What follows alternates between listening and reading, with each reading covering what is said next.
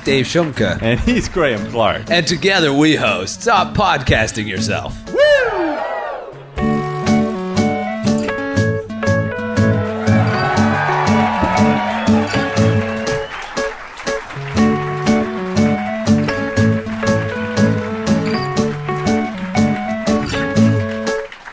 Good evening. No.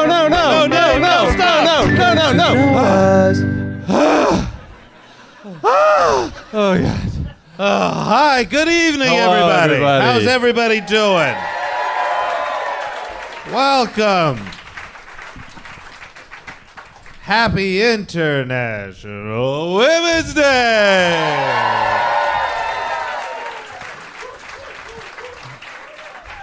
Graham, Yeah. how'd you celebrate? I busted out my girlfriend's necklace from storage.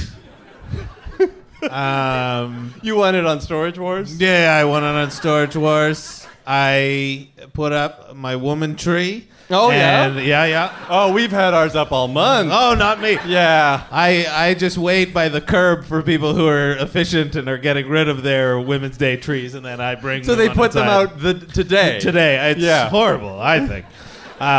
Personally, I'm offended. But I brought in one, and... What do you put on top? Huh? What do you put on top of the women's tree? A nice wig. Fair. What do you put on the top of your women's tree? Oh, I'm Jewish.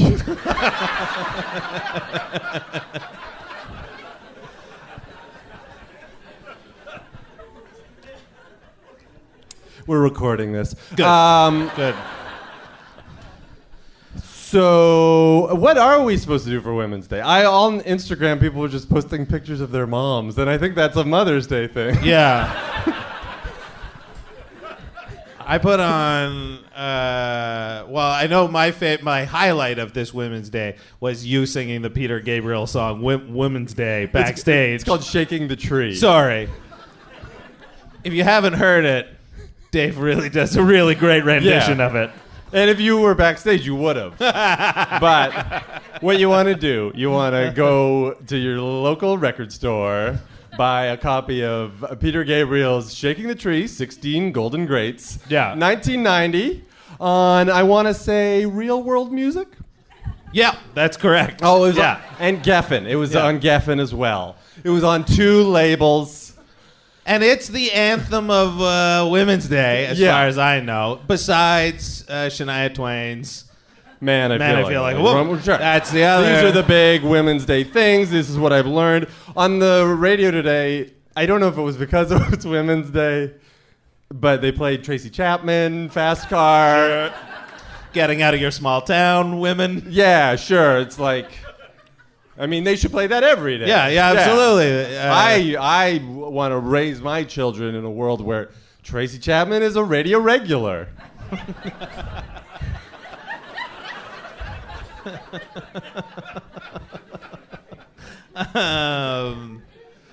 And then what else are you supposed to do on Wednesday? If you're McDonald's, you flip your sign upside down, and everybody goes, that was really something. Did they flip just one? Huh? I didn't see this. Yeah, they flipped it upside down. Then somebody right away. This is the beautiful thing. Like, for all the people who are like, I gotta get off social media, it's ruining my life. One thing that's great about social media is as soon as they turned the M upside down, somebody posted a picture of Wario standing next to it. And I was like, well, there's also so much beauty in the world, I can barely stand it. Women. Yeah. And speaking of women, my own mother is here this evening. Mom, yeah. I'll note that some people sat out the clap on that. Some people were like, "Really? Am I supposed to applaud?" And on that subject, my mother's here tonight. But in actuality, your mother is not here tonight. No, that's not. We promised like a 90-minute show. And Yeah, and Clapping fills a lot of time. And let's hear it for my aunt.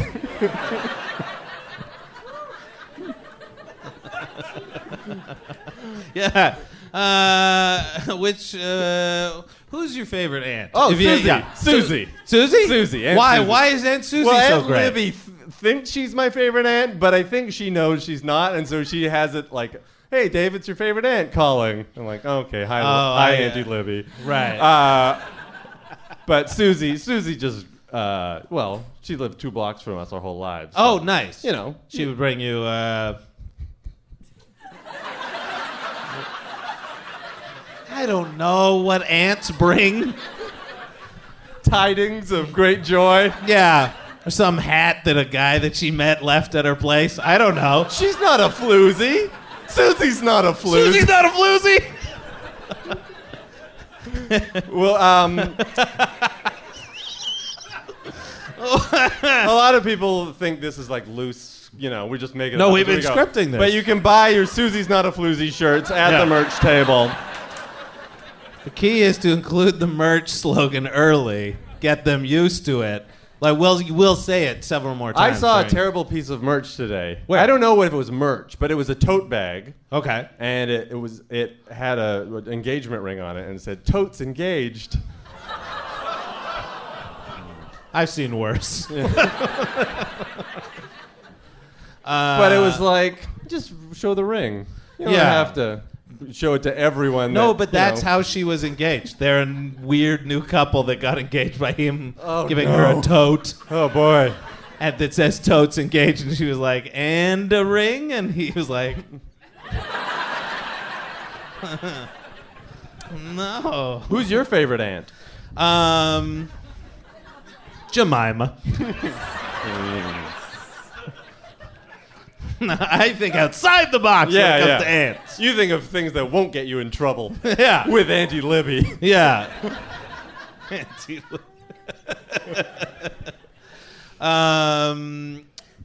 Dave. Yeah? What's going on with you, my Well, friend? let's see. Today, I was telling you backstage, I was like, I don't really have anything to talk about. I've got maybe the dumbest, most boring story in the world. I want to hear it, though. Yeah. So today, I had lunch. That's not boring. You're right. Some people never have lunch. That's true. Yeah. And it was, but it was at noon, and then all day long I had food stuck in the back of my teeth, just something fibery. Yeah. Meat, I don't know. Fiber, maybe? Yeah, maybe a strong rice. And I was like, okay, I'm not even going to wait till I get home to take this out. So on my drive home, I stopped at the drugstore and bought floss. And I got back in the car, and I started driving, and I was like, it's 3 minutes till I get home, but gotta start flossing. Yeah, exactly. Yeah. They talk a lot about texting. They never say anything about flossing. Eyes are on the road. Yeah. The problem, though, is you have these, it's Your like eyes, a finger. yeah, they're no longer at 10 and 2. They're more at like 11:58, Exactly. 12:05. Which is fine if you're going straight, but you've got this finger trap on your fingers. And I nearly crashed. That's one of those, if Jay Leno was still on TV, if he got his hands on, man crashes car while flossing. Mm-hmm. Oh, boy, have you heard about this, he'd say? Oh, boy, he loves cars. That's a great story. Now, let me ask you this, because this is, when you buy floss, do you buy the package where you can see how much is left on the roll? Or do you go for solid... You don't know every floss. No, I don't know. Oh, they have the packages where you can see how much is on the roll? Yeah. You can get like see-through packages. Oh, so. maybe that's what I bought this time because they didn't have my regular. Yeah. You like riding in the danger zone, like me. Yeah. Well, I used to think it's like sometimes you'd get a Kleenex and it was like a little bit beige and you're like, oh, weird 70s Kleenex. But it just means that you only have a few left. Yeah. They only made so many beige Kleenexes. They put a couple in every box. Yeah. Burnt sienna. Yeah, and if you keep it, you can go on a tour of the factory.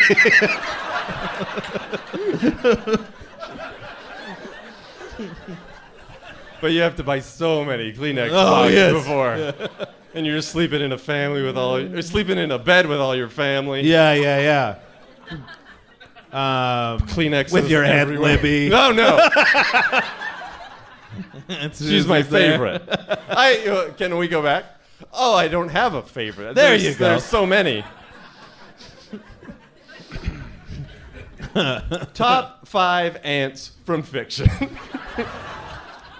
Glad you asked. The aunt, the Family Matters aunt. Aunt Rachel. Oh, yeah. That counts as fiction, by the way. that If you thought it was going to be books, you were wrong. We didn't say literature. No, that's true. So how many is that? 1?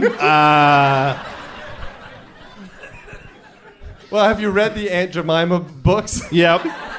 as a kid? Yeah, the sweet and... Yeah, we used to read, books before bed, but we would read Aunt Jemima books at breakfast instead of breakfast. Yeah, it was the mysterious case of the ghost pancake. Mm-hmm. It was the Waffle House at midnight. It was the... Yeah, the Aunt Jemima mysteries, that kind of thing. So that's 2. Did Uncle Scrooge ever marry? Yeah, she was dead. She is why he's so rich. Good insurance policy.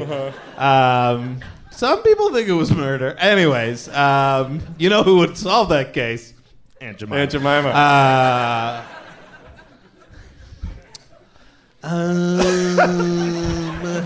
And the final 2 are deep within your hearts. No, the final 2 are the aunt that Sylvester Stallone played in the movie Ants. And because you did not specify, I caught you on a technicality. And with a Z? Yeah. Oh, yeah. Yeah. Oh, sure. And A Bug's Life. Graham. Yeah. What's going on with you? Boy, oh boy. I mean, you know what? I'll start with a story that's kind of similar, in line with the floss story. Took place at a pharmacy near my house. Now, here's the thing. If you listen to the podcast, and if you don't listen to the podcast, why the fuck are you here? Thanks for coming with your boyfriend. Or maybe he's not quite your boyfriend, but you met on Tinder and you don't know what to call it yet. He had an extra ticket. Yeah, and a podcast. That sounds harmless. Yeah. 7 o'clock, I'll be in bed by 8. Oh, it's going to be so great, you guys. We're going to be home before the 11 o'clock news. Yeah, I want to be home for Final Jeopardy.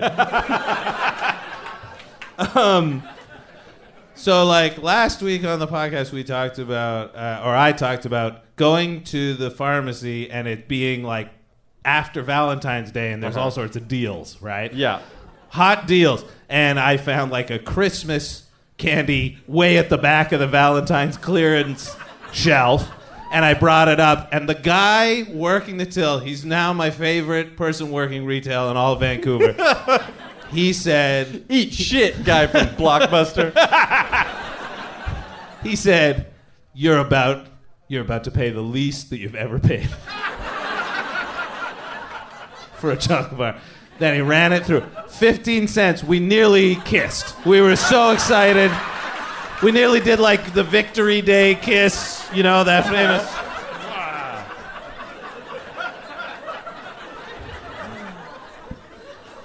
So I'm in there the other night. You went back. I went back. What store are we talking about? This is a Rexall pharmacy. Rexall. Rexall.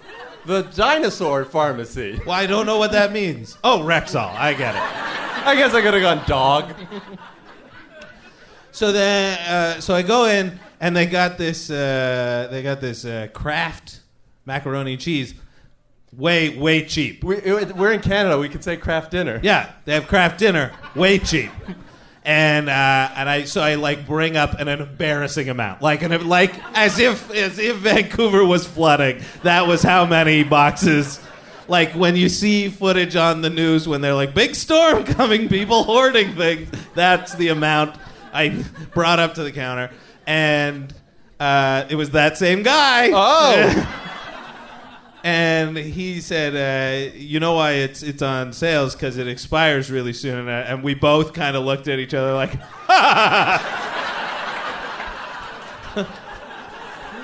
like, that's fine. What expires? The cheese? Yeah, exactly. The cardboard falls apart. And it just leaks out on your counter. So he starts scanning them through, and then at one point, kind of like Mary Poppins or something, he gives me this wink. He doubled the discount. Oh my God! That gives him the authority.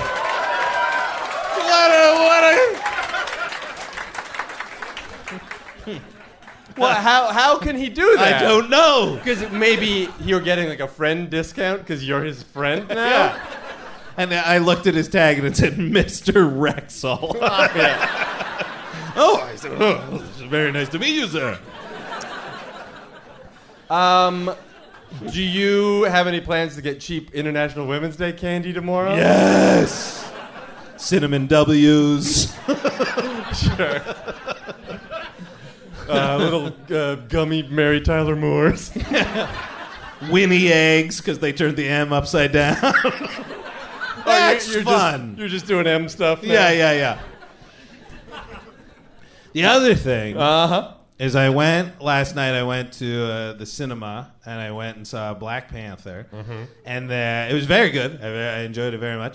And the only tickets that they had at like a reasonable time were in this VIP theater. Still, on a Tuesday or Wednesday night, a week and a half after it came out. Yeah, well, because after it came out? they had it in like super 3D, whatever, and then they had it at like 6 p.m. And I was like, oh, I can't. I mean, I guess I could have made it, but the VIP. Have you been in a VIP theater with the booze and No. Oh my God, it is the fucking worst idea. Like, I thought it was gonna. It's all like recliners and stuff, and you walk in, and you're like, "This is gonna be so fucking cool." And then they're taking orders Throughout? Well, not throughout the movie, but like the movie was starting, and people were still like had their phone on, looking at the menu, and people are ordering food. Like, you have to sit next to somebody just eating a meal. Well, is it VIP? Like, they bring you like a steak, or is it all just like gross nachos? No. Like food. Like people are like utensils. Like, yeah, steak. Look, you know how disgusting it is to eat with somebody? You know how gross that is?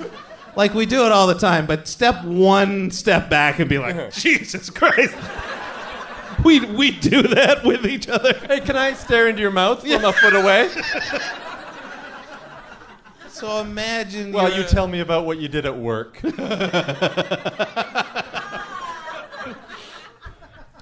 But it's that. But in like the movie, you know how people don't know how to behave in movie theaters. I mean, Austin Powers. If they made another Austin Powers, he would teach them.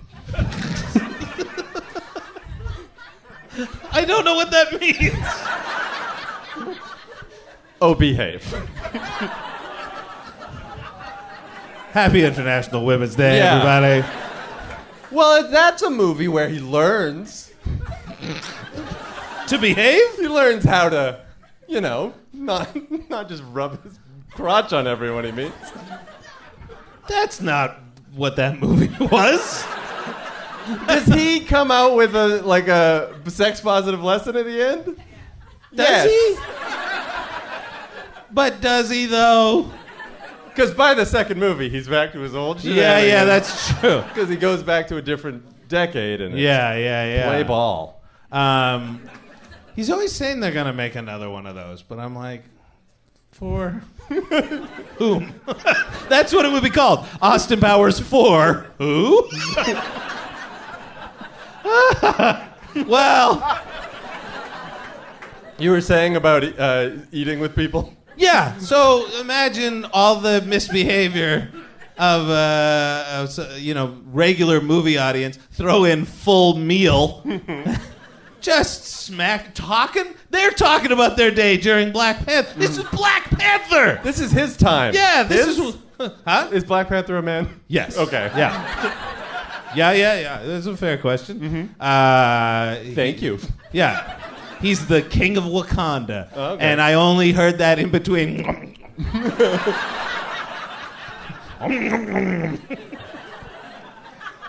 Did you order any food? Mm-mm. What is a ticket? What does a ticket cost compared to a regular ticket? 10 times? Yeah, 10 times. It was 10. Everything was 10 times. The seats were 10 times bigger. The sound was 10 times louder.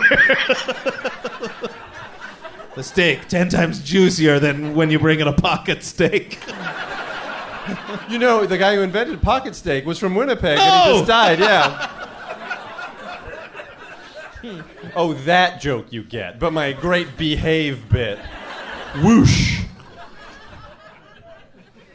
So that's what's going on with me. Oh, okay. Saw a movie, bought some discount craft dinner. May not be here next week. I don't know what happens when it expires. You know. Oh, you may not be here next week? Yeah. Oh, okay. Yeah. I mean, I'm going to eat it all. I'm going to eat every box. I wouldn't even know where to look for an expiry date. No, and that was why it was just such a great moment between that. What type of adventures will myself and this gentleman go on next? You know what I mean? Oh, boy. Easter's around the corner, so that's gonna be a wild trip. Maybe we'll spend the summer apart, pining for each other. Come back for Halloween. See you in October. November, really. The way you shop.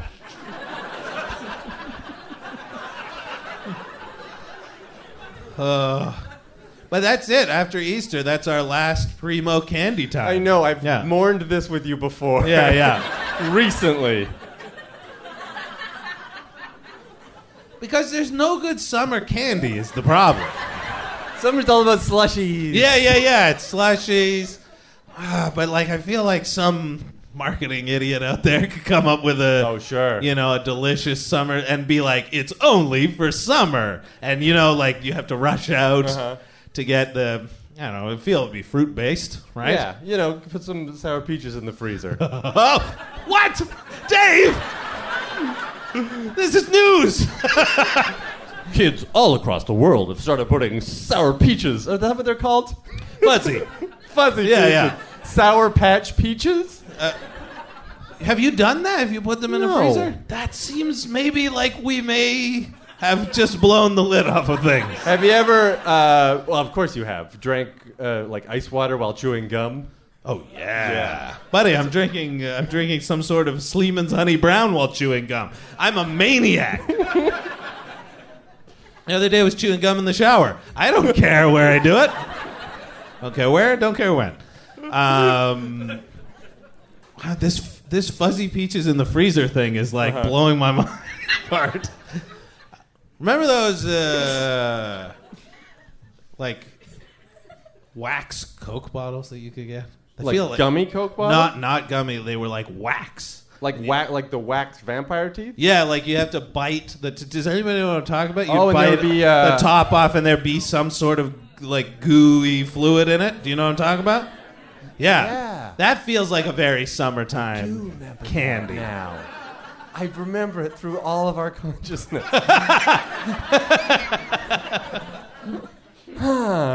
Cool. Well, I don't think we're going to get to the bottom of the ultimate summer candy tonight. Does anybody here have a suggestion they want to throw in before we move on? What? Freezies, of course. A couple of yutzes up I mean, here. it's just slushies in a tube. No, but Freezies, for sure you're not cracking one of those open in Did you ever December. What I used to do is I would get if you ever got a collector's cup somewhere from Terminator 2. I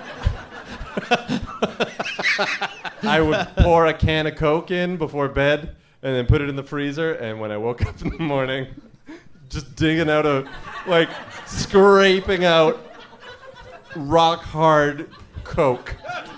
Dave, wake up! You only have so much time to eat your rock hard Coke before you go to school. This was like a Saturday thing.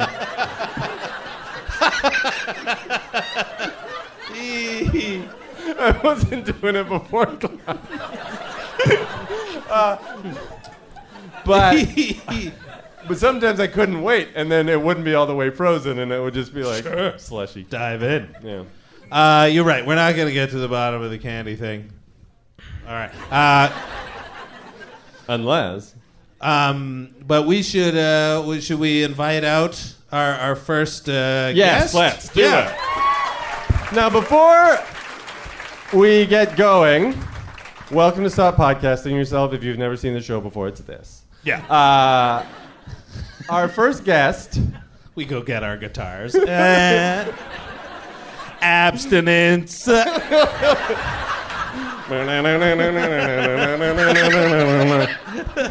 riding the wave of abstinence. Everybody do that.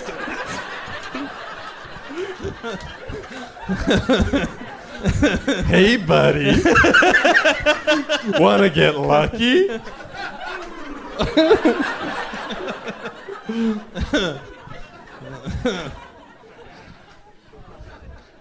Our first guest. All right, first guest, a gentleman of world renowned. He is here as part of JFL Northwest. He'll be hosting the alternative show tonight, tomorrow night, Saturday night. One of my all-time favorite comedians. Please welcome to the stage, Mr. Andy Kindler, everybody. Let's go, boys.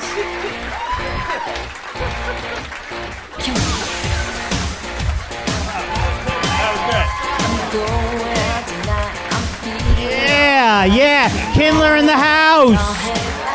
I call it Vancouver by the time I'm done, because I kill. Vancouver. Shall we have a Please seat? have a seat. I can't imagine why anyone would ever want to stand. You know what I'm Are saying? you the type of comedian you like to take a stool once you get like on stage? You sit down on the stool and kind of. No, I kind of did this towards the end of the show. My father was sick. He wasn't going to make it through the night. And I went to the hospital, and my mother said, Andy, I have to, but you? All right, I love that joke. I love that joke. No one seems to get it. You get it, right? Yeah. Does anybody in the audience get it? Shumpka? My hearing's really bad. Shumpka?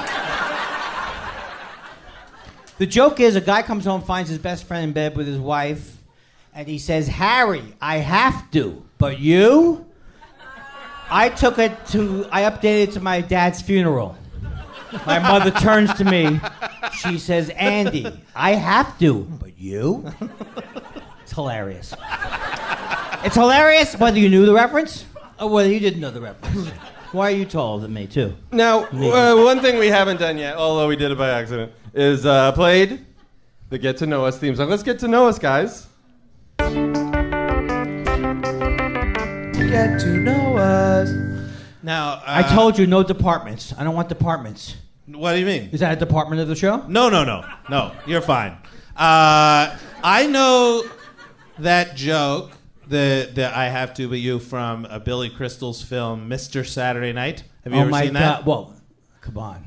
First of all, he looks 30 years older than Jerry Lewis in the movie, right? With his prosthetic makeup. Yeah. I love that character though when it was on Saturday Night Live. Buddy was it Owens on Jr.? Saturday Night Yeah, Live? yeah. And he go and he's hearing about someone's dying. He goes, yeah, oh I'm so sorry. Yeah, but that's the laugh I want on that joke. He's doing he's sweetening a show while finding out a friend died. Yeah. Folks, don't shoot the messenger. I mean, what do I have to do? Do I have to do anything to make you people laugh?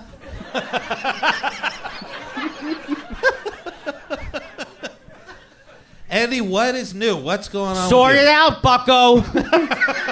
I'm all about Jordan B. Peterson now. Okay, who's that? Watch out, matey. Get the lead out, Junior. I don't know if those are his too, but his is sorted out, bucko.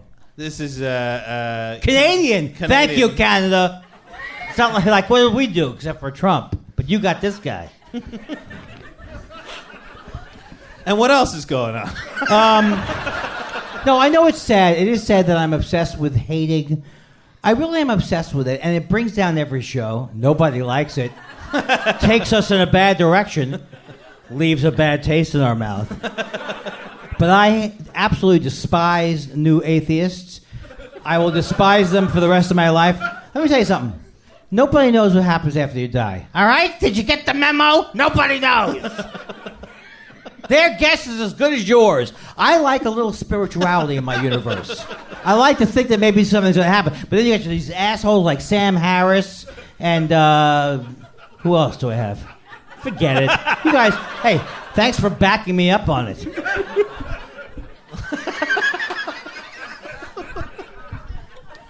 Jordan B. Peterson. Don't you have some other horrible... Don't you have a guy called Gad? Who? Gad? Anybody? Do we have a guy named Gad? Here's the thing. These people have regular lives. They don't want... I find out what I hate, and then I listen to AM talk radio in the car in L.A. I hate those people. Why do you do it? Why do you do this to yourself? Mark Levin. Have you ever... Mark Levin sounds like an evil Don Adams. I don't know why. I don't know why. Like, I want to get enraged. What you want? Does the rage make you feel alive? Oh. No. Why? Then why do you do this? Why do I argue with a guy on Twitter named Razor Blade and Apple for 4.5 hours? Why am I on the outs with Loves to Serial Kill 666 on Instagram? Why am I? Because I found out I went to therapy when I turned age 50. I wish. I started therapy about a year ago, and my whole life is different now. But Twitter is an OCD trap for someone like me who has OCD. Now, this therapy... Let's get serious. Has it been working? What's that? The therapy? Is it... This is the way I talk to people in real life. Tell me all about it. How's it going? How long you been at the restaurant? It's what was... Is the therapy... Is it working? This is all you do? What happened to you, Ed? Nice going, Ed. Yes. OCD, sir. Yes. First of all, you guys were funnier in that opening act. I'll handle it from here, Shumka.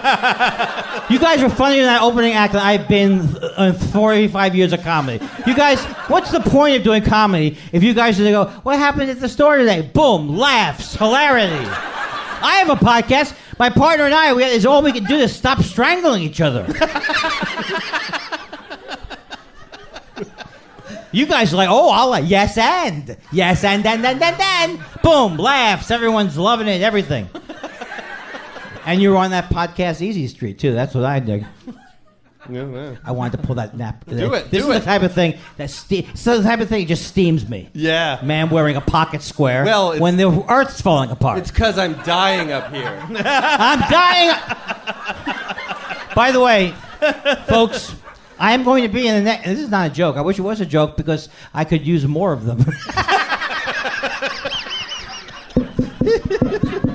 I'm going to be on the second year of I'm Dying Up Here. Okay. Oh, you weren't referencing the show. No, not even.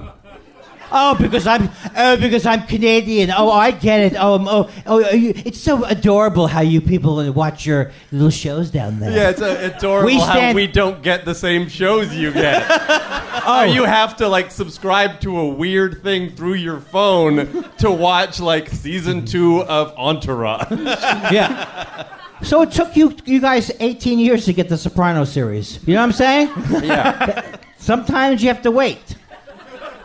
Who do you play on I'm Dying Up Here, season 2? I play an agent named Morris, and I love it. I love playing an agent. Anytime I talk, it's all of a sudden so quiet that you can hear this guy picking up 3 napkins and a used French fries container. You had as if we were doing a radio play about him picking up the food at that table. You heard that, right? Yeah. Have you ever heard anything that loud before? Not since I listened to that radio play about the guy bussing tables. The time the Shadow had to bus tables. Why am I laughing like an idiot? By the way, Graham, I have to say something. I want to thank you. You were right. I was nervous. You told me that, I have to admit, Trump's done a good job. You told me. No, he told me Give the guy a chance. Let's just say this. Pleasantly surprised. Someone's laughing like I would laugh. Like as if I don't smoke, but I have that kind of laugh. You make me feel so young. You make me feel like weeds. Why are you moving away from me? Something like I have no slack on this microphone. Oh, it's you. Now I was feeling so tethered. Not exactly a genius over here. You know what I'm saying? Why am I... What seems to be the problem? Why am I putting you down? Hi, Andy. Yeah, why is it are you Oh, lashing you can't out? even do gay things like that. Now, I can't make fun of gay people now? Oh, I can't put down other groups? Oh, I'm the bad guy because I want to say something horrible about people with a different sexual preference? Oh, I'm wrong? How many arguments have you been in about that very thing? With yourself. Well, it's very interesting. Never say it's very interesting and never say I have a great story. But it's very interesting. I watched old Johnny Carson's, and they're like an hour and a half. The ones that are an hour and a half. Yeah. I'm not bragging, but I get Cozy TV, Antenna TV, and you wouldn't believe how many jokes. Mel Brooks came out, and he was hilarious. But there were so many jokes based on the homo, that they could be attracted to each other as men. Yeah. I mean... Well, it's the same thing. I rewatched. I was watching on Netflix the TV show Friends, which is not that long ago, and it's a gay joke. Right. Cornucopia. It's a horn of plenty, and even that they would make a joke out about a horn of plenty. I didn't even notice it though at the time. I was in high school, and that's all everyone said. Like people just made gay jokes all day in high school. I was 50, by the way, when these things came out. And it was weird that you were at my high school, but I thought Deer Hunter was a documentary. All right. Deer Hunter was not good for Vietnamese-American relations. It was a little manipulative. Sorry, fans of Christopher Walken. He was on that boat. Think about it. I really want you to think about it. I also want you to go home, Think about download the Deer Hunter. And come up with a funnier observation than I would. How many times would you say you've seen it? I just saw Deer Hunter. I saw Deer Hunter. I'm old. I saw Deer Hunter in the movies. I had a senior citizen ticket. Bing, bang, bing, bang, bing, bang. This is by adding these effects. Wah, wah, wah, wah, wah, wah. Has anyone added that effect to it after a joke? What? Wah, wah, wah, wah, wah, wah, wah, wah. I like it. I said it's not for me. It's for the duck he's driving. Wah, wah, wah, wah, wah, wah, wah, wah. These people have gone over it, right? They go, oh, it's charming. It's charming. A Jew who talks too much is like slightly annoying. Now they're over it. And I brought my B game to that. I could Robin Williams this whole thing. Oh, I can't do Robin Williams. No, yeah. His I used to use him as a thing.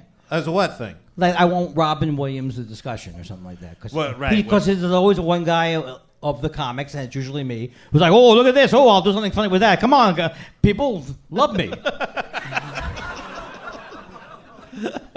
I'm not putting Robin Williams. What am I even trying to explain? I know he's dead.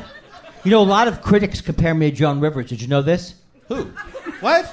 Tell me everything. Not my act. Explain. Not my why act. is he walking away from us?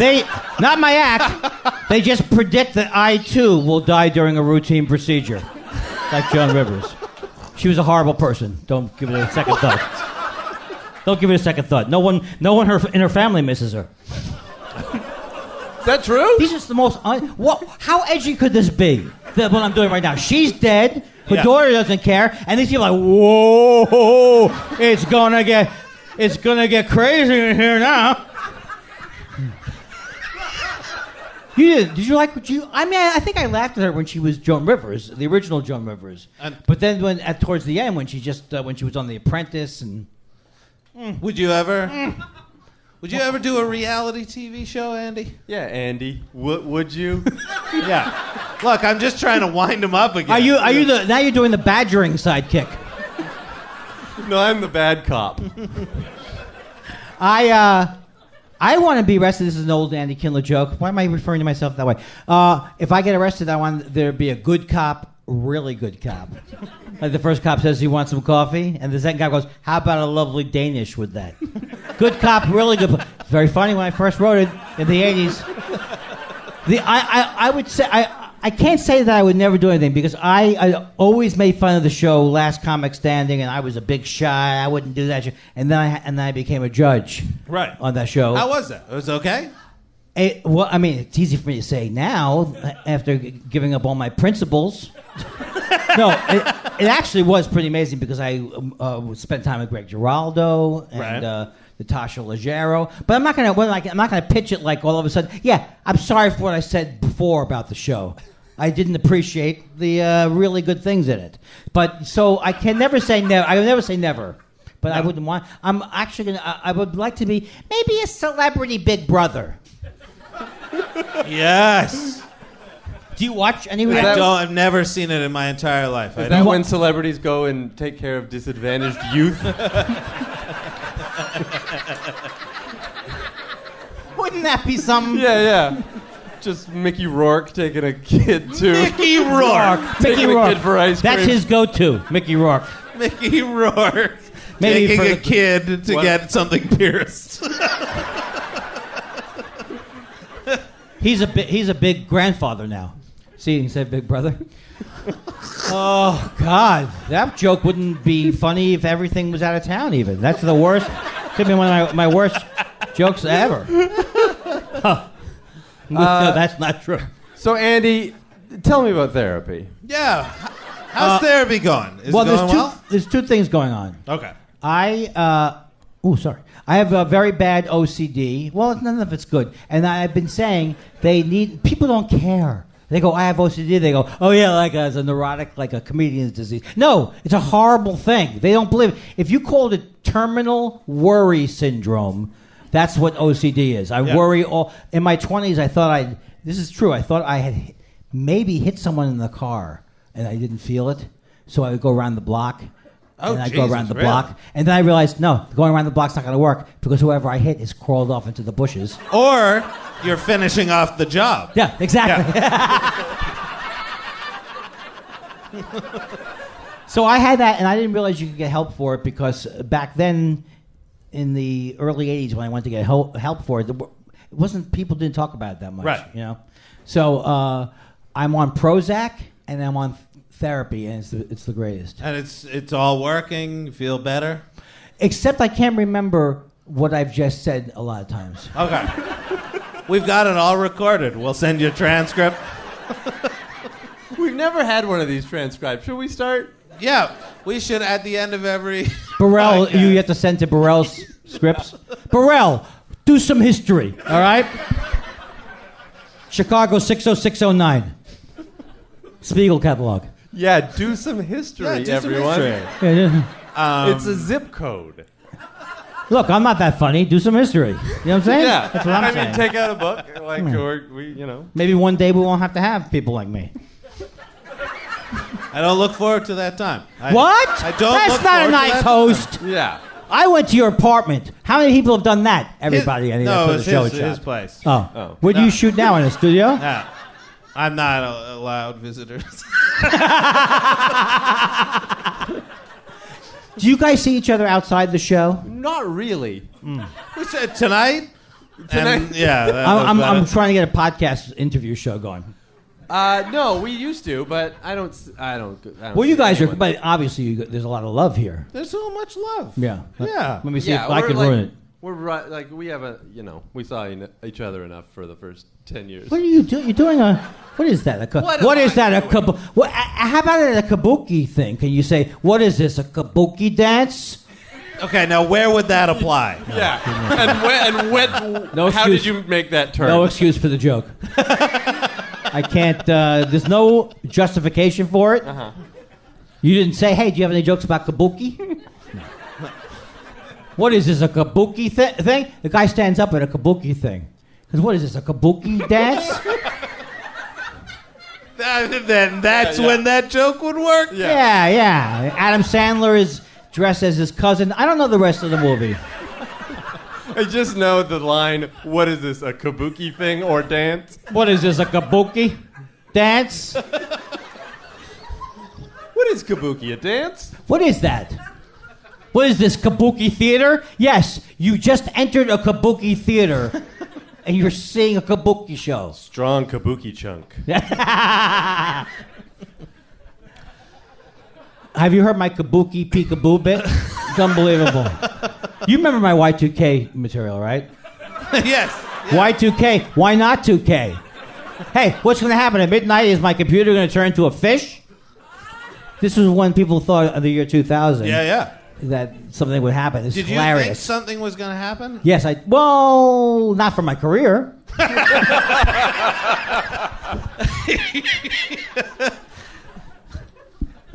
No, I don't think this is amplified.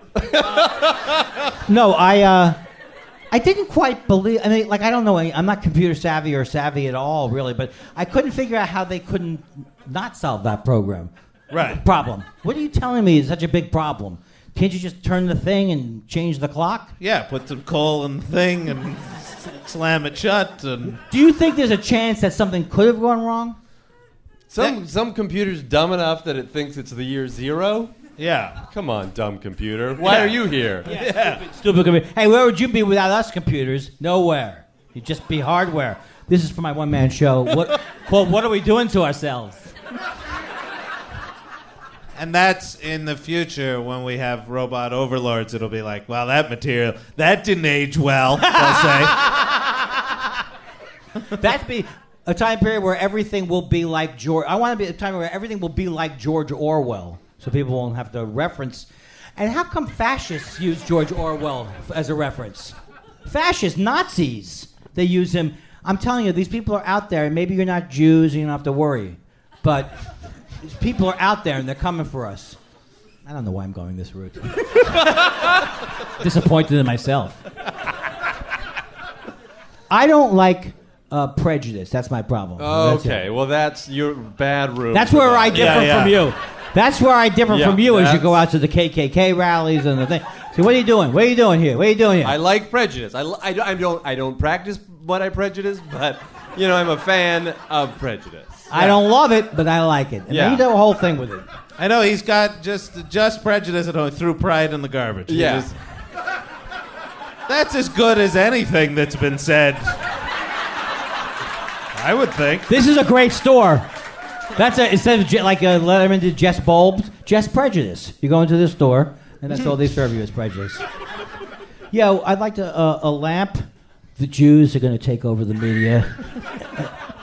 The guy won't sell anything. All he does is be prejudiced. Does your mind ever wander and you're wondering what's going on? like I checked out for 2 seconds and I don't know what's happening. Not with my act. There's nothing to come back to. Oh, I just want to prove to you yes. that I can let someone get a word in edgewise. That's all I wanted to prove to you. When? It doesn't happen. I'm just saying that this bit is hilarious. I have so many recurring characters I could do. Oh, I would like to see one of these characters, if we could. Okay, here's Rick Steves. I don't even know what that means. Here's Rick Steves at an oyster bar. Does that mean anything? No. But please follow through. Who's the Canadian guy who goes and now he's a ball player? He's George Plimpton for a day, and he goes over here and he's hilarious. And Rick Mercer? Yeah, Yes. Rick Mercer, yeah. Yes. Yes. Yeah. Yes. I broke a bottle once listening to him and ruined my hand. I love that description of Rick Mercer. No, but doesn't he do that? The guy who's a ball player for a day. And we both knew what it was. Yeah. Yeah. You don't want you guys. You have to. You know what I'm saying. You have to go to the same club. You have to go to the Friars with him now tomorrow. With Rick Mercer? Yeah. Yeah, I They'll be- know. The Friars were a club in the states that comedians belong to. This is what Why I do say. you look I over say to me? nothing. I say nothing funny. I assume that, and then make them feel like they missed something. Friars Club. Hello, Earth to the crowd. Do you remember when I was on the shuttle? I told you I couldn't stop doing this joke. Andy to Earth, hello. It's the biggest laugh that joke has ever gotten. Andy to Earth, hello. You at least get the joke, right? Yeah. That one I got. Yeah. You were on the Challenger, was that right? Wait. That's what I call my college career. No? Seemed good. Our next guest. Yeah. That couldn't come soon enough for me. What are you trying to do? Torture these people? What is this? Kabuki? Does it work with my voice? What is this? Some kind of kabuki? Well, you brought some character to the thing. I try to just keep it straight. Ex-boyfriend joke, homoerotic joke, and now it's 1987 again. Hey, where were you two guys? Having sex with each other? Which would be hilarious to say in 1987. What are you two guys, the boyfriends? Which would everyone go, ha, it's not possible. You know Paul Lind? Yeah. Okay. Yes, I know of Paul Lind. Confirmed bachelor. Yeah, you can no longer confirm a bachelor. That's true. Yeah. There's no way to confirm a bachelor. Bring out next guest. Oh, I like that. I like This that gentleman. Completing our International Women's Day panel. Yeah, exactly. A real Vienna sausage fest. So the small one. This guy, one of our all-time favorite guests on the podcast. It's such a pleasure to have him here tonight. Please welcome to the stage, Mr. Charlie Demers.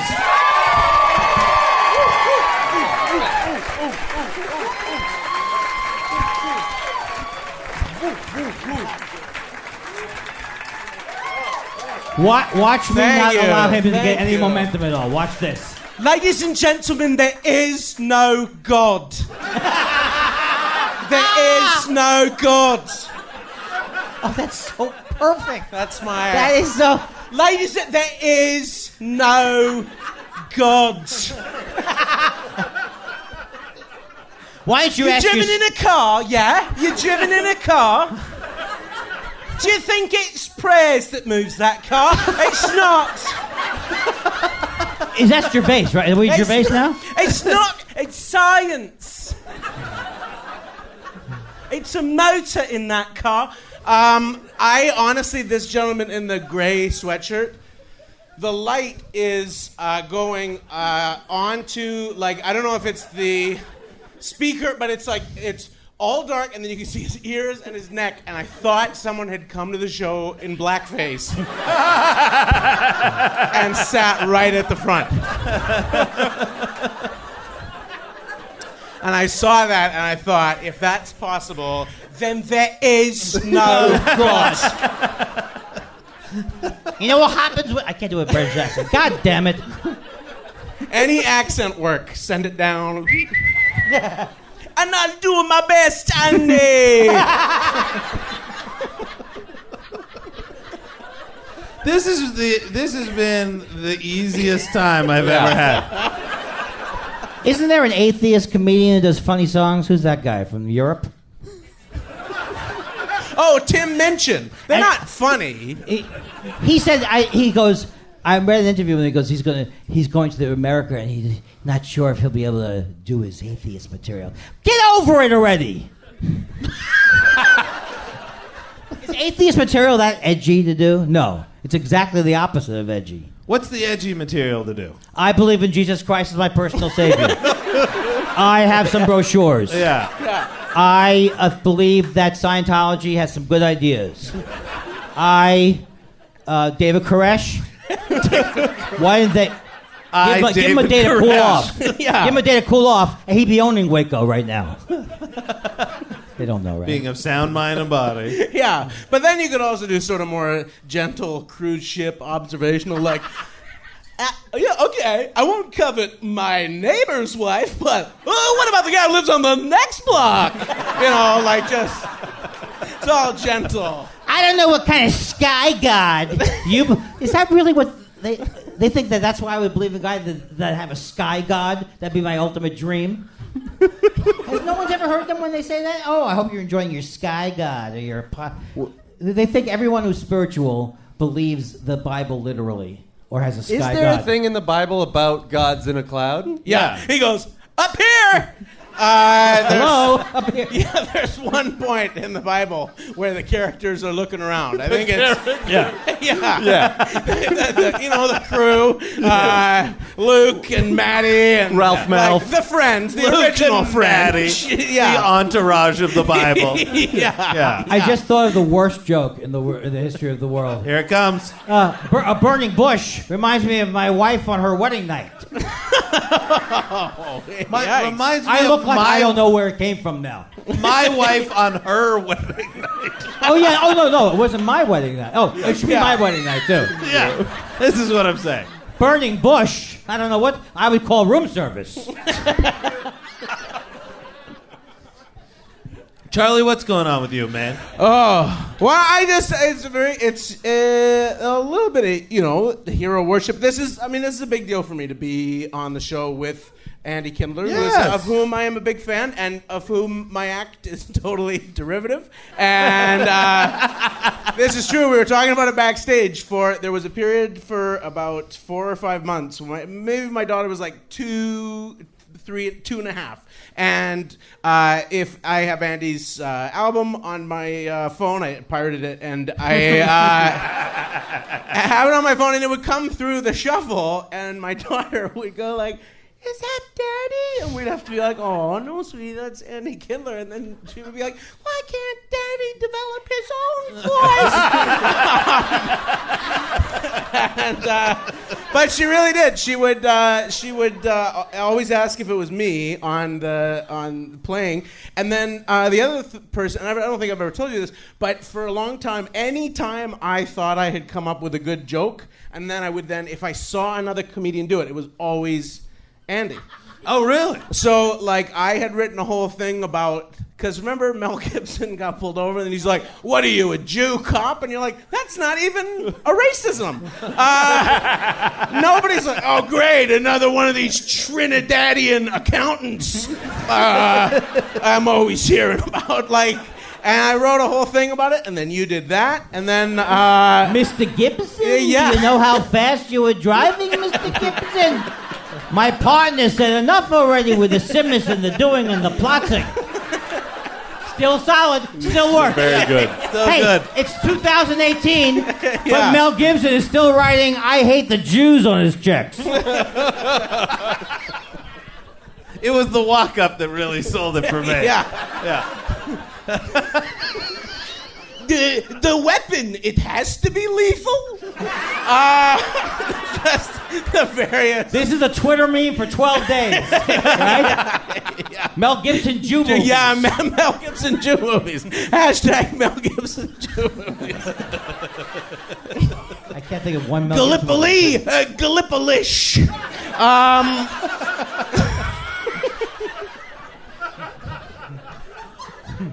and then the other one was, so I wrote this joke about Stephen Harper, but then Andy did it about Dick Cheney, which is you go look, people overreact on the left, and they say Stephen Harper is a Nazi, and that's ridiculous. Stephen Harper, however much you may disagree with him, he's not a Nazi.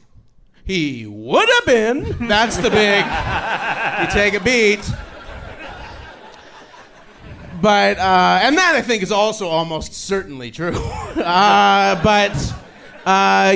anyway, it's a big thrill for me to be here. It's a big thrill for me to be here with you boys. Thank you very much for at coming the Biltmore, out. at the site of, maybe, podcast fans, some of you may know this, but this was the very stage upon which recessive Gene Simmons was born.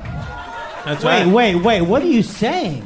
This was Kiss's home club? No. Yeah, this is his home club. Yeah. Recessive G. Simmons. Yeah. So, I'm a little bit like, remember how Al Bundy was always talking about that one game in high school where he got 4 touchdowns? Yeah, Polk High. Yeah. Yeah. So, me is that with recessive Gene Simmons. So Recessive genes. I peaked my life. If you don't know the joke, I don't know the joke, but I love it. It was a Yeah. reference to the all little people band Mini Kiss. Yeah. Mini Kiss. So there's That a plays Kiss that. cover band that's all little people, and they call themselves Mini Kiss, and I go, what is their lead singer named Recessive Gene Simmons? And yeah. Yeah. That's cool. I like that. Yeah. And every time we bring you back on the podcast, and we take like 45 minutes in when we take the break, you're like, I just don't have it today. I don't have another recessive Gene Simmons. Gene Simmons, yeah. Yeah. Gallipoli-ish, I feel pretty good about. Yeah. I mean, you've had so many. Mess with my tall Italian grandpa. That's a big no-no. Yeah. Brown recluse kills white recluse. Yeah, that's right. These are all classic Charlie bits. This is like a version of It's a Wonderful Life. Yeah. But instead of killing himself, the guy's just gonna stop going on podcasts. Hey, I have progressive lenses. They once voted for Dennis Kucinich. No charge for that one. No charge. That's crazy that you've been charging me this whole night and then a freebie. It ends this year. So, Charlie, Yeah. what's going on with you? Tell us. That's the way you segue? So, Yeah. Charlie, what's up? I tried to do it with you, Andy. I've got a new book coming out very soon. It'll be Okay. out in the month of April. It's a thank you very much. It's a crime novel. It's a comic crime novel. It's called Property Values, and it is about.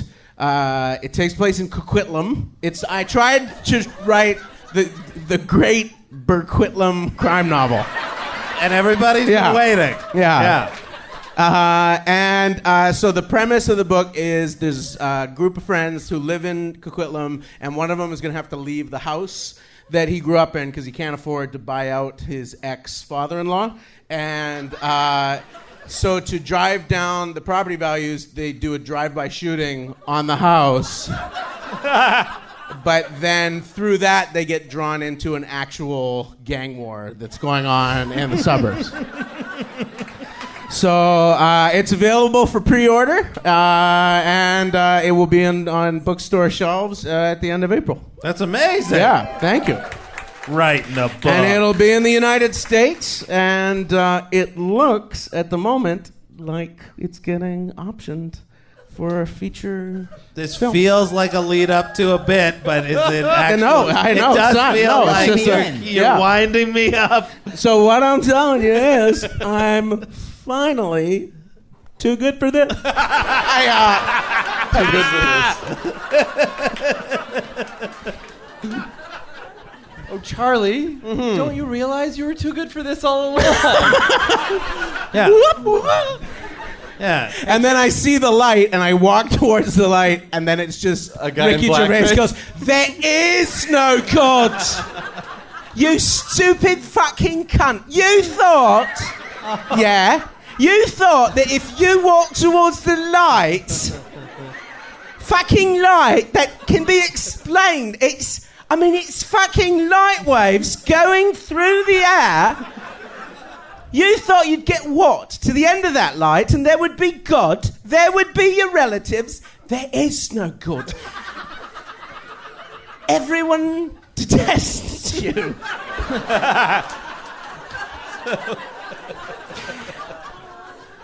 at Andy Kindler. Why not take him? Bring him into the discussion. And now I'm doing a different class. Yeah. Now it's like the Cockney atheist who goes, "Look, there ain't no fucking God." This is a show that Andy and I are touring where I confront Andy with atheism from each tranche of the socioeconomic hierarchy. Chris Hitchens. Andy, there is no God. Andy, it's a childish belief. Just ask my friend Sooty Pete. Yeah, that's right, Andy!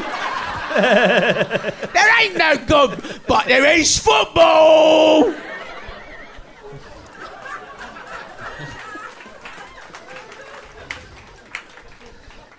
You're fine, recessive Gene Simmons wife. Thanks. Bringing up the big guns tonight. Yeah, just a lot of character work.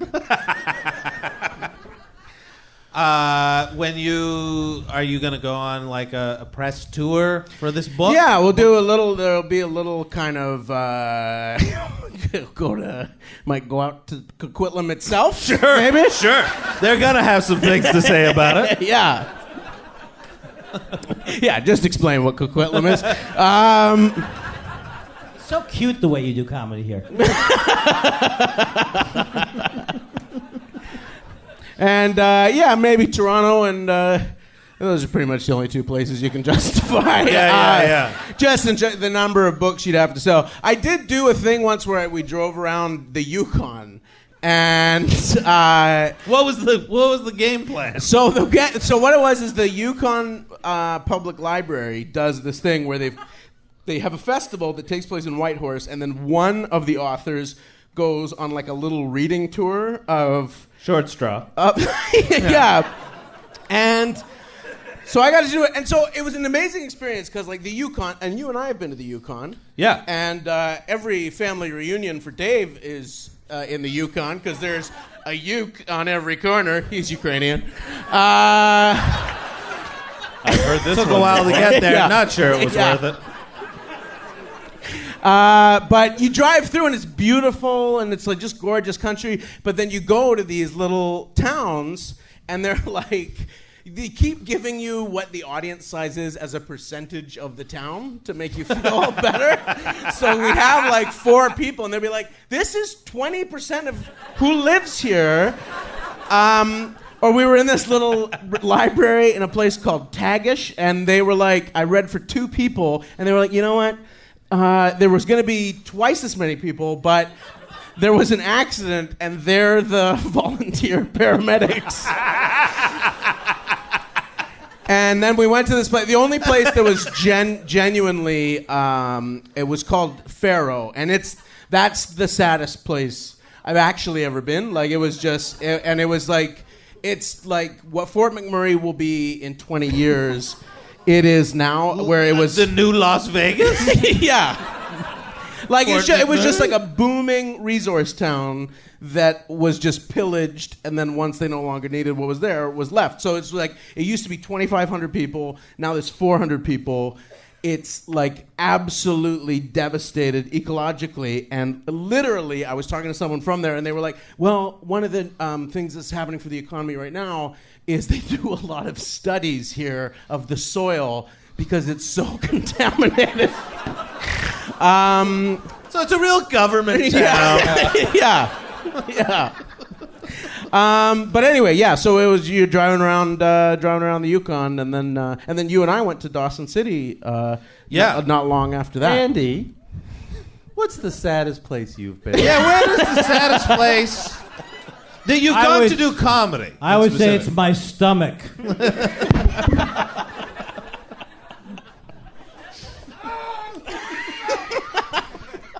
That's not how a stroke. Yeah, that's you did all the symbols wrong. That's why I didn't get the call back.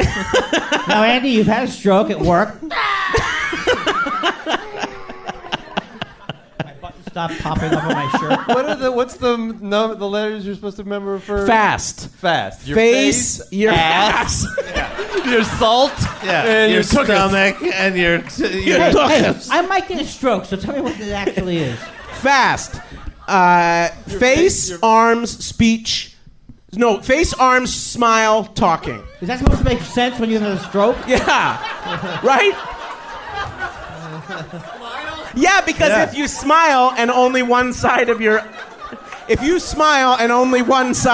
face goes up, then only one side of the world smiles with you. yeah. There it is. Yeah, there you go. I love how we put so much medical jargon in there. No, When your no. face goes out. No, because you are not, Andy, the only. I'm so derivative of Andy Kindler that I also have obsessive compulsive disorder, and I do. Oh. And since I was a kid, and luckily I got into I'm therapy. so OCD too. I wash No, my it's hands a- a lot. Yeah. It's a real disease, No, young but man. I'm totally that. I washed my hands 4 times yesterday. Watched your what? He I washed washed his my hands 4 times. times. Oh, That's yeah. someone without OCD. Right. trying to Oh, relate yeah, to. yeah. No, it's a tough thing because it would be like you've got a peanut allergy. Sure. OCD is like if you talk to people, if you were to say like, "Oh, I have a deadly peanut allergy," and they were like, "I'm the same. I don't care for peanuts." Yeah. And you're like, "Yeah, but I really need you to understand that it could be very dangerous." Like, tell me about it. Somebody brings peanuts my way. I'm like, "No thanks." And then. You're like, but we need a categorical distinction for what I have. Yeah. Because I could die. And they're like, just jelly. I got celiac disease watching those Planters Peanuts commercials. Celiac disease is not the peanut Did I thing. get it completely wrong? No, that's wheat. Gluten. You know I love Steve Glutenberg. Remember how funny he was? Steve Glutenberg. Steve Glutenberg, goddamn you! What? Why are you yelling Very at funny, me? son. I Very saw funny. all of his movies. He had made a great press. I don't like Steve Glutenberg. I prefer quinoa Ivory Rayans. Those are the two that people usually pick Yeah. from. Quinoa Ivory Charlie Rayans. checked with you and me to see if does that count? Is that up there? Am I good? Can I leave? Am I back? Well, this has been just off the rails, and I loved every second of it. Yeah. But I think we should move along to a segment on the show that we like to call. I gotta unlock my phone. Yeah. That's why I'm stretching it way out. Overheard. Overheard. Now, Through a sound system like that, you can really feel the bass. yeah. Oh, I like that's it. how it was meant to be heard. Yeah, made me feel alive. Uh-huh. Now, people who have never been to a live podcast of Stop Podcasting Yourself before, we have a microphone here for audience members to come up and share their overheard. Oh, nice. We will share ours first, and then you are, of course, invited to come up and share yours. And we always like to start with the guest. I'm going to start with the guest closest to me, and then we'll go to Andy, and then we'll go to Dave, and then we'll come back to me. How does that sound? Works for me. Deal. Sounds good? Yeah. Charlie, do you have an overheard? to share with Kinda, us? I think so. I wrote it down anyway. So last summer I did a gig in Vancouver, Washington, which was a disorienting experience because you go to the place and there's like, they've got police cars that say Vancouver Police, and you're like, no, that's not what it. And then there's like a Vancouver City Hall, and you're like, that's not our City Hall. And it's like watching a movie about your town that no one has taken any care to like. That is the first time that Vancouver gets to play itself in a movie. People are just kind of Yeah. massacred. The Vancouver, Washington story. But the great thing about Vancouver, Washington is it's right across the bridge from Portland. And so I drove down to Portland and I went to Powell's Books, which is, kind of a mecca for me. I've never been to Powell's Books. It's this incredible, huge bookstore that has a map of itself. And Whoa! What's this? Tell me more about this. like you can get a little, I think, or there's like big legends on the wall of like this area is these kind of subjects okay. or like Yeah. fiction will be all. Can you get a map back to the anecdote?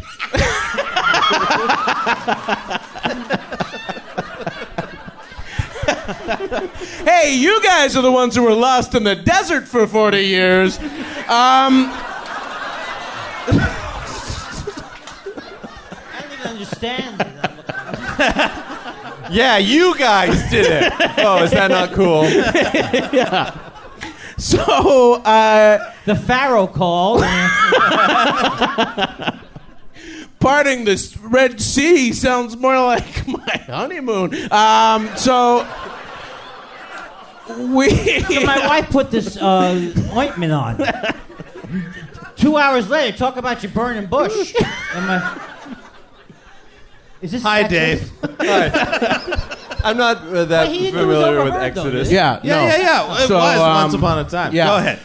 So I'm in the lineup at Powell's. I've been there for several hours. I got a big stack of books, and I'm behind kind of a handsome New Age sort of guy, and there's a very pretty New Age sort of girl working the cash register, and they're having a moment, and he produces the book, and he's buying the I Ching, and she says, "Oh, I love I Ching," and he goes, "Yeah. You can never buy too many."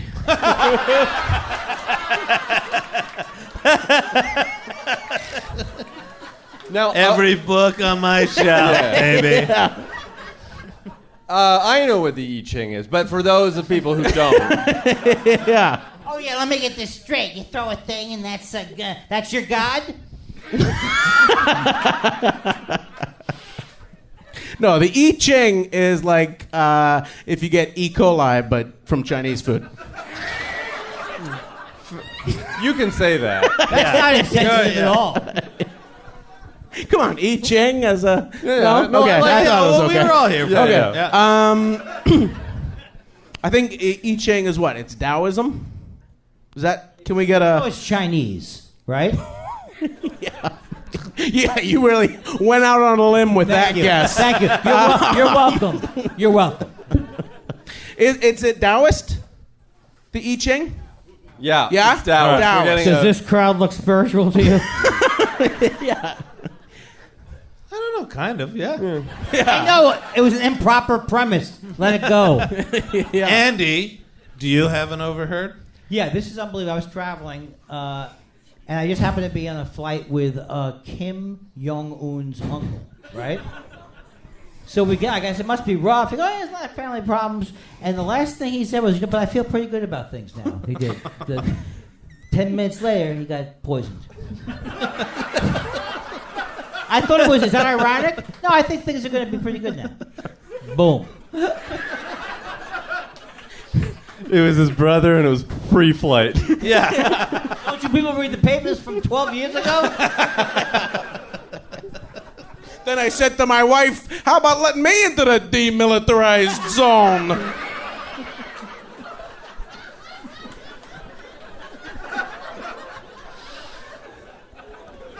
My penis went AWOL. Peninsula. It's pronounced. Dave? I guess. Did anybody explain what overheard was Yeah, to yeah. Andy Kindler? Okay. We've He's been tried. on the show. God, we tried. He knows it's not just a thing you vaguely remember from the news. Hey, I came out of the womb. People say when I started comedy, I came out of the womb. I did a minute of comedy. Right? I said, "I'm a minute old. What else is in the news?" And I said, "That was a tough womb, huh? You try living my mother for 9 months. You make the call. Back to you. Bucko. Sort it out, bucko."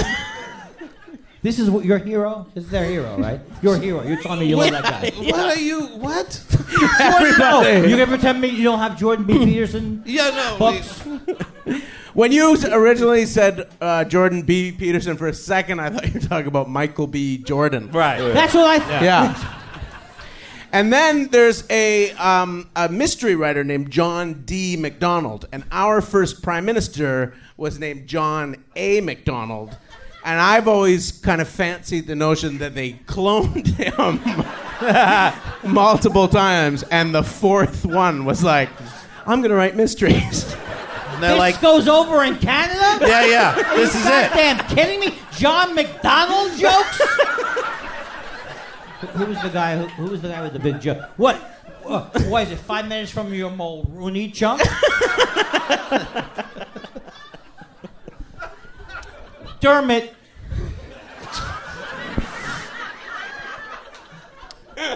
I don't have an overheard this Oh, week. come on, Dave. No, I really, the bottom of the barrel this week. This week we're dealing with a weird license plate I saw. I'm on board. This morning, red Mercedes, license plate, Grulk. Grulk. Rolk. What do you think it means? Green Hulk. Green Hulk. What is that? I don't go in for that red You know Hulk. the comic book character who's always having a stroke? Buttons ripping. My left side can't move. I do always, whenever you see an inscrutable vanity plate, that's like the extra power move. Because like a vanity plate is like, I got enough money and enough self-esteem. I'm going to do a little fun with my license plate. If you've got one that makes no sense, They're you're trying like, to write inscrutable vanity plate. yeah. You're like, I don't They're fucking like, know. I've got so much money, I'm going to do a fun little thing that's just for me and my family.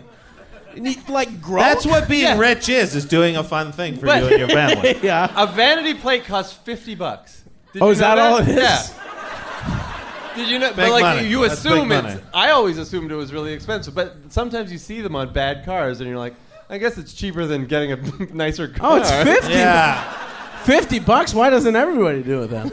My vanity Here plate. it is. My vanity plate plays Carly Simon songs.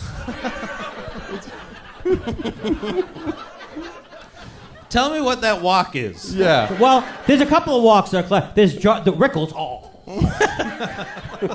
And then there's just old Jew walking around.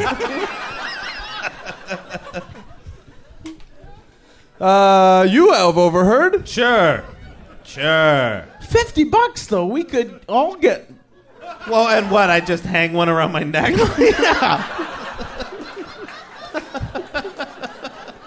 You got that Kim Jong-un joke, didn't you? It's good, right? Did I get it? Yeah, solid, right? Well, like, was I too far away to hear it?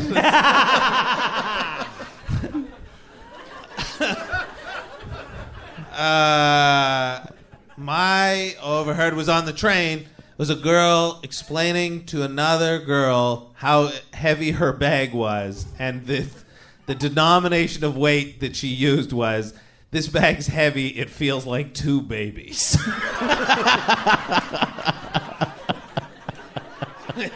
Which is very specific. Yeah. And not specific enough, really.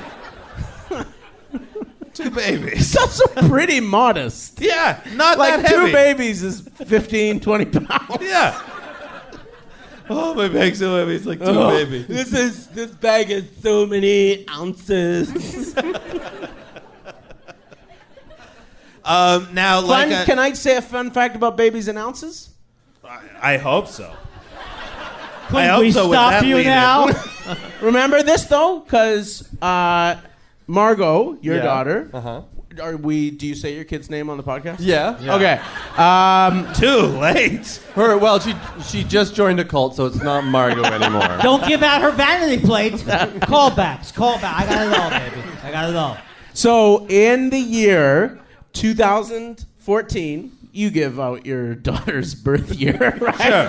Yeah. Out all pertinent information Yeah. that any baby could become a Margot Right. impersonator. Yeah. So and then Margot's But I don't give out her weight. GST so you better number. not pay No, off with yeah. it. So 3 Vancouver comedians became fathers in the year 2014. Myself, Charlie Demers. Yeah. Charlie Demers. Dave Shumka. Dave Shumka, and Tobias Toby Hargrave. Right.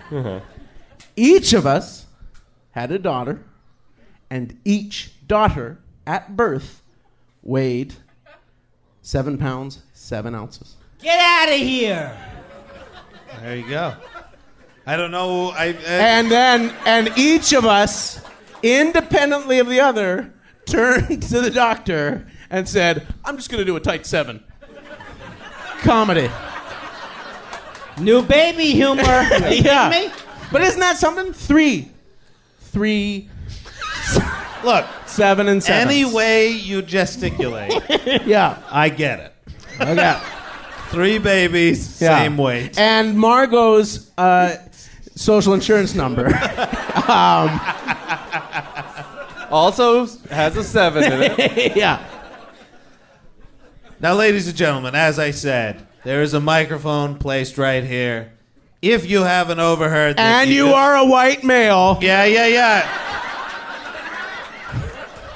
We're working with tight conditions here. If anybody wants to come up, share an overheard. But if this nobody is- does, we can just go now. Yeah, exactly. We can be home by 8. Is there somebody? Hello, come on up here. Hello, everybody. Round of applause. Hello, Hi, I'm Spencer. Spencer. How are you? I'm good. I haven't overheard of the Kids Say the Darndest variety. Go ahead. So I need... How much did this kid weigh?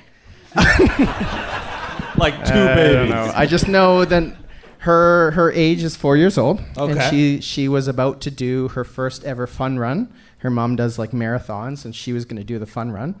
But she wasn't feeling good that weekend, so her mom came up to her and said, Are you going to do the run tomorrow? And she was like, I'm not available. I have to drive my stuffies to the airport. Spencer, everybody. Pretty cute. Kid's got the excuse all worked out and everything. Yeah. Hello. Hey, it's James. Hey, how's it going? Also, Jewish Braveheart. You can take my wife, please. Okay. Pretty good. So this is the downtown east side, right in the heart of it. 2 guys, both down on their luck. I guess he was the polite way of saying it. But one guy's sitting there. The other guy runs across the street and he goes, "Hey, man, have you seen Mark around?" The guy goes, "Mark's dead." And he goes, "No, not that Mark, the other Mark." The guy goes, "No, I haven't seen him in a while." And he goes, "Okay, well, if you do see him, let him know I'm looking for him. And when I find him, he's dead." Pretty good. Well, off I go. You, next, you. This guy. This guy came up the other side. Okay. Go to the front of the line. Yeah. You go next. You come now. Yeah. The line is over there. You guys Figured want it a out. loose ship. Hey, so first of all, Wait. I got to meet Graham Clark before. Hello. My name's Christoph, and Graham That's our Clark did intern's name. painting for us. He did a beer painting That's that my girlfriend had asked for, and it's the 2 of us when I got engaged to her. So thank you so much. That's so awesome. And Dave's really good too. I like Dave a lot. He's Yeah. he doesn't talk as much, but he picks his moments, and I like that about him. Dave. All right, so He knows a lot about Peter Gabriel. So my overheard is I was sitting in a sushi restaurant, and there was a businessman, a professional businessman, who was sitting there with his daughter, and they didn't seem to get along so well, and she was drawing away, and he was just kind of bored and sitting there, and he said, so Daddy got a new car today. Do you know what color it was? And she said, "Is it a star?" And he said, "No, it's white." Christoph, everybody. Yeah. Buying a new car is not as exciting for a kid, I guess. No. A white car? No. But and then he should have. I don't want to tell you how to do your job, but he should have said, "Christoph, I go." That would have been a pretty killer Next line. time. Yeah. Hello. Next time. Hello. We're 4 for 4 on the white men so far. Yeah, we're hitting it. There's a lady coming up, by the way. My name is Eric, which applies to my overheard. So I was in my girlfriend's apartment. We were cooking dinner, and through our open balcony door, I heard, "Eric, Eric, Eric." And so my girlfriend said, "Oh, which of your friends knows that you live here?" Because none knew. Anyways, I went to the balcony, and I looked outside to see which of my friends were yelling for me. And it was a man walking his dog. His bark sounded like, "Eric, Eric, Eric."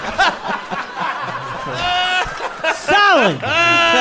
That's Eric, everybody. Yeah.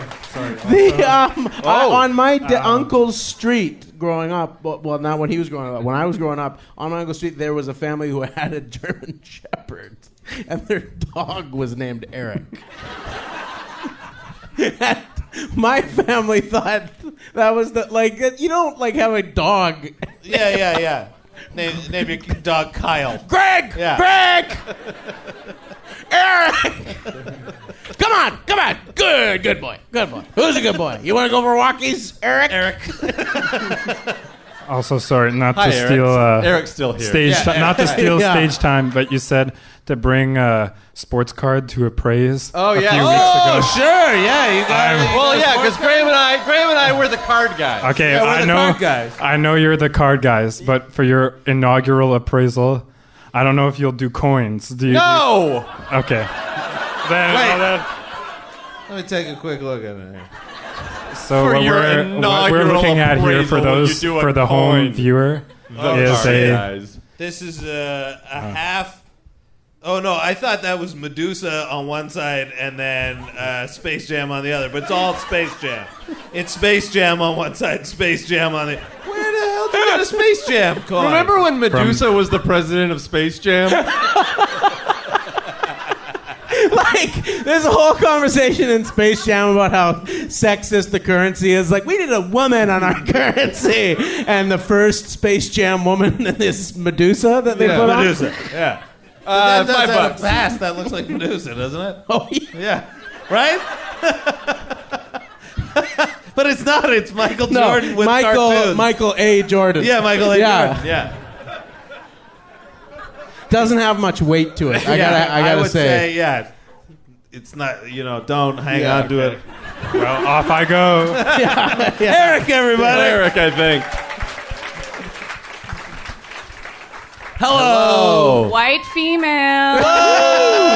Yeah. Baby steps. We're getting The there. best thing about being a woman is the prerogative to have a little fun.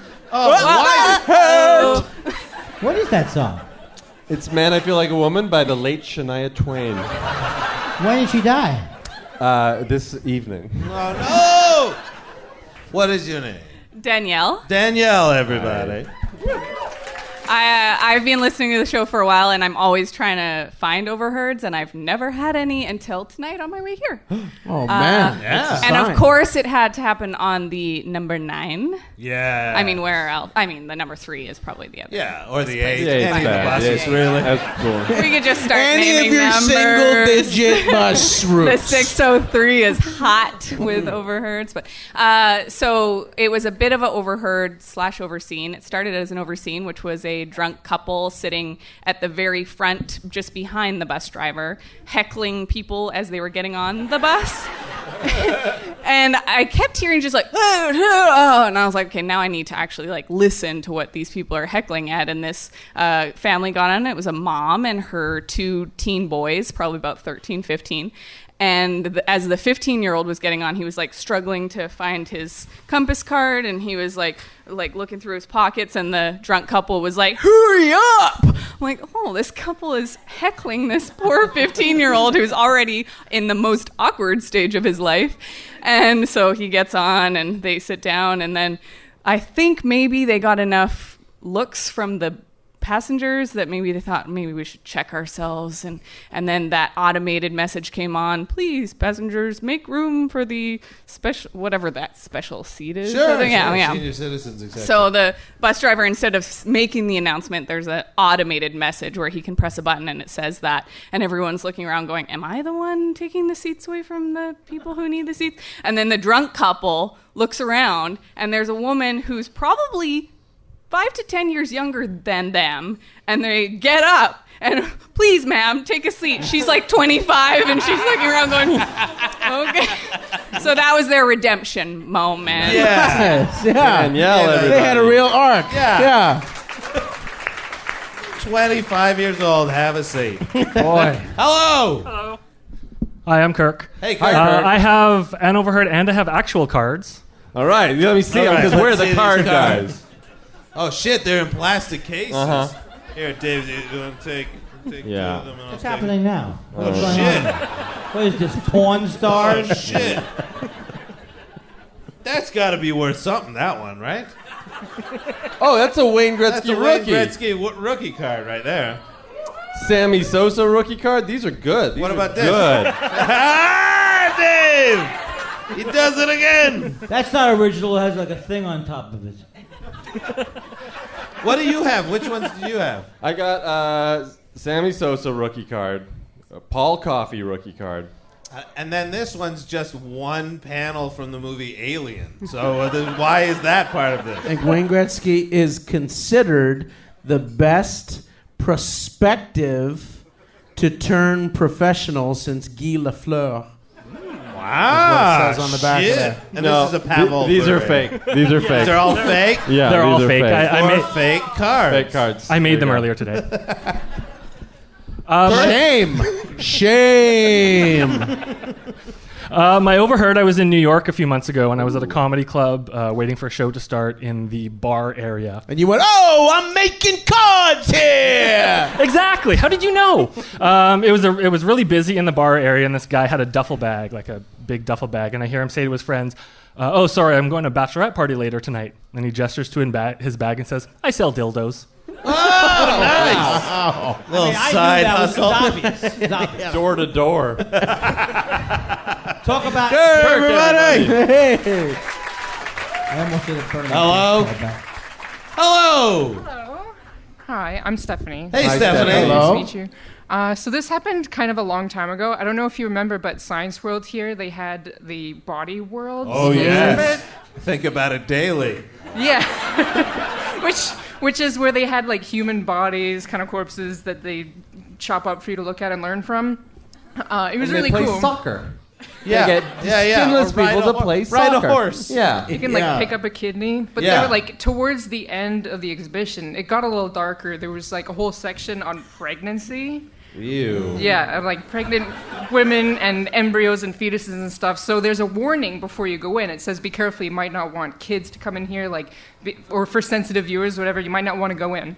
So I went in to take a look, and there were these two little girls who were looking at like the weekly stages of embryo growth, and they're staring at these like with huge eyes, and I'm kind of wondering what's going on in their heads, and they're looking at it, and the one's like, oh my god, these kids must have been so young when they died. Oh my God. Jesus. Stephanie, everybody. You know, do you think my backpack feels like two fetuses? Yeah. Do you think at the Body World's offices on the day they're like, we did it! We finally got a complete set of fetuses! Yeah. Like, 40 weeks of fetuses. Like, we finally, week number 12, we just couldn't get week 12. The chickpea-sized one. When I went and saw the Body Worlds exhibit here in Vancouver, it was the weirdest. I went with a friend, and we were walking through the exhibit, and Dennis Miller was there with his kids, and We're gonna see. He was watching Coin the Scotsy from the back of a Carriage Mousecop Crime and Punishment truck. I only brought it up because I knew Andy would do the thing. Gonna see some unborn babies, babe. This guy's got less skin on his body than a guy going to the supermarket to get new skin from the Dostoevsky skin. No, it's from the underground. Take that crap to Islamabad. Our next overheard. Hello. Hey, fellas. Hello. Hi. Hi. I'm Liz. Hi. Hi, Liz. So my overheard was on the 8 bus on my way to. Now that's the money bus. That is I love 8 bus anecdotes. on Monday on my way to see you, and there was a woman, and she was on the phone with a friend, and she sounded like she was giving some really intense advice. And she goes, "You really need him right now. Kels, your IBS has never been worse." That is a friend. That is a friend who will tell you that. It's a friend for life. Yeah. Hello. Hello. I'm Josh. Hey, Josh. How's it going? Good. How are you? I'm great. I actually wrote this down a few months ago, and I forgot about it, but I found it, so here I am. This is at a local pizza shop, Uncle Fatty's. Love it. Pizza shop. Pizza shop. So yeah, it was two guys. The pizza market. The pizza market. Two guys, and I'm assuming a girl in a pizza place? Yeah. And the pizza place? Yeah. And so one of them said, yeah, with all those French Canadian guys, Jean-Paul, Jean-Luc, Jean-Francois, Jean-Sebastien Giguère, good goalie, played for the Ducks. That's all I got. These are all Off I go. Was that a hockey reference? That was a hockey reference. Yeah. It was a hockey reference. Have you no shame? Hello. Hi. My name's Mark. Hey, Mark. Hey. Oh no, Mark's dead. Am I? Oh, okay. Anyway, It's this from is, before. this is an overheard from a couple years ago. I don't get callbacks. It's okay. So I don't have the exact phrasing, but basically, we were up in Whistler. Me and my wife were sitting at a picnic table in the Olympic Pavilion. I don't know. And there's these two ladies behind us, moms, and they're like, going like, I don't know. I think maybe we should get it looked at. And it's like, really? Like, well, now that I look at it, yeah, they are kind of big. They're a bit swollen, aren't they? It's like, yeah, they're really big. And while they didn't notice, behind them, their 10-year-old, one of theirs 10-year-old son came up behind them. Are you talking about the dog's balls? They're bigger than mine. Mark, everybody. Don't go blue. Don't go blue with your overheard. This is the final overheard. This is last, yes. Hello. Hello. Hello. Hi, Dave. Hi, Graham. Hi, special guests. I'm Kyle. I'm calling from Edmonton, Alberta. Oh, hey. Kyle. Thanks for calling. Mine is an overseen, and I was driving home from Christmas from Calgary up to Edmonton, and on the road I was seeing a trailer tractor that was just parked in the field, and had some message on there before, but it had a whole bunch of things taken off. I'm assuming it said the car dealership that cares, but all it actually said was the car, that car. Oh, boy, do I love it. Yeah. You were right. The audience plants do work better. You're absolutely right. You were right. Ladies and gentlemen, that does bring us to the end of this here show. Yeah, it had to end sometime. Because there is no God. You think you're having an everlasting life listening to a podcast that just goes on and on forever with your friends, Dave and Graham? Bollocks. It's an empty universe. Yeah? Andy, you will be doing the alternative show this evening, Friday evening, Saturday evening at Yuck Yucks over on Canby Street. And thank you so much for being a this guest is so much fun. on the You show. guys are Andy the greatest. Kindler, You guys are the greatest. the legend himself. This was really fun. I really knocked it out of the park. Charlie, your book Property Values comes out end of April. end of April. Available now for pre-order. And you also have a Juno-nominated comedy album that people can pick up right now, Fatherland. Yep. You can get it online. And the Junos a couple weeks from now. The Junos are they start the week of they start March 19th and they run to the 26th. The award night is the 25th of March. And I believe Dave is explaining that the Junos. He just said to me, Yeah. it's a Canadian war thing. He's not mocking you as a Jewish person. Yeah.